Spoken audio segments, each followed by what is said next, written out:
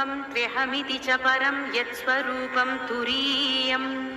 त्रैगुण्यातीतनीलं